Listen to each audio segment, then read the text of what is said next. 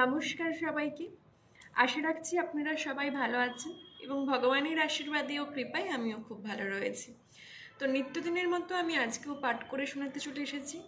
আমি আজকে পাঠ করে শোনাবো স্বয়ং ভগবান শ্রীকৃষ্ণের মুখ নিঃসৃত বাণী শ্রীমদ্ ভাগবত গীতার 2য় অধ্যায় সাংখ্যযোগের শ্লোক নাম্বার 23।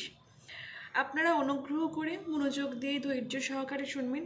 আশা রাখছি এই শ্লোকের তাৎপর্য অনুবাদ সবটাই উপলব্ধি করতে পারবেন।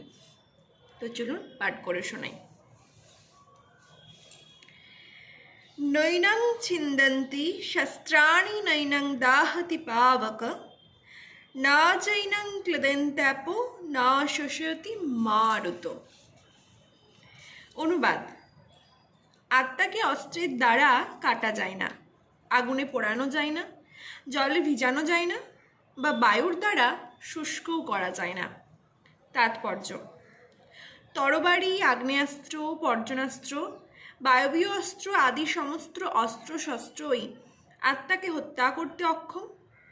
আধুনিক আগ্নেয়াস্ত্র ছাড়াও মাটি, জল, বায়ু, আকাশ আদি বিভিন্ন উপাদানের তৈরি অস্ত্রসমূহ অতীতে ছিল বলে জানা যায়। এমনকি আধুনিক যুগের পারমাণবিক অস্ত্রশস্ত্রগুলিও আগ্নেয়াস্ত্র শ্রেণীভুক্ত, কিন্তু পূর্বে বিভিন্ন রকমের জড় উপাদানের দ্বারা নির্মিত অস্ত্রশস্ত্র ছিল। বর্জনাস্ত্রের দ্বারা আগ্নেয়াস্ত্রকে খণ্ডন করা হতো, যা আধুনিক বিজ্ঞানের কাছে অজ্ঞাত, কিংবা আধুনিক বৈজ্ঞানিকদের ঝটিকাস্ত্রের সম্বন্ধে কোনো জ্ঞানই নেই। যাই হোক, নানা রকম সমস্ত অস্ত্রশস্ত্র তথা বৈজ্ঞানিক কোনো সরঞ্জামের দ্বারাই আত্মাকে ছেদন করা বা ধ্বংস করা যায় না। মায়াবাদীরা ব্যাখ্যা করতে পারে না কেমন করে জীবাত্মা নিতান্তই অজ্ঞতার ফলে জড় অস্তিত্ব লাভ করে এবং মায়াশক্তির দ্বারা আচ্ছন্ন হয়ে পড়ে, কিংবা আত্মাকে তার উৎস পরমাত্মার থেকেও কখনো বিচ্ছিন্ন করা সম্ভব নয়। বরং স্বতন্ত্র জীবাত্মাগুলি পরমাত্মার শাশ্বত বিভিন্নাংশ। যেহেতু পরমাণু সদৃশ জীবাত্মা নিত্য, তাই তাদের বহিরঙ্গা মায়াশক্তির দ্বারা আচ্ছাদিত হয়ে পড়ার প্রবণতা দেখা যায় এবং এভাবে তারা ভগবানের সান্নিধ্য থেকে বিচ্যুত হয়ে পড়ে। ঠিক যেমন আগুনের স্ফুলিঙ্গ গুণগতভাবে আগুনের থেকে অভিন্ন হওয়া সত্ত্বেও আগুনের থেকে বিচ্ছিন্ন হলেই নিভে যায়। বরাহ পুরাণে বলা হয়েছে জীবাত্মা পরমাত্মার বিভিন্নাংশ।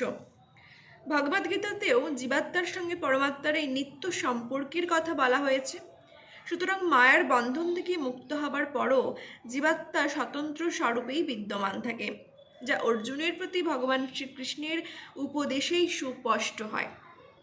শ্রীকৃষ্ণের কাছ থেকে ভগবত তত্ত্ব জ্ঞান লাভ করার পর অর্জুন মায়ার বন্ধন থেকে মুক্ত হয়েছিলেন, কিন্তু তা বলে তিনি শ্রীকৃষ্ণের সঙ্গে এক হয়ে যাননি।